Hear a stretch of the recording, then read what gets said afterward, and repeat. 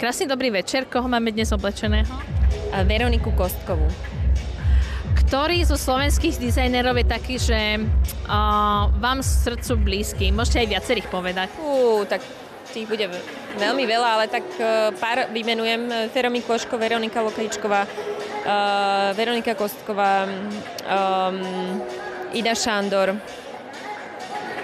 Dendis.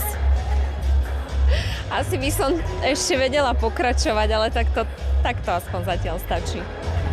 Lokálna móda je dôležité ju podporovať, ale povedzme si, že je drahšia ako bežné v reťazce. Ako vyhľadáte možno taký ten zdravý stred?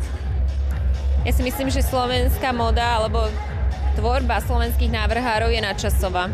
Takže keď si kúpim nejaké krásne sako od nich, tak ho môžem si obliecť aj o 10, o 15, o 20 rokov.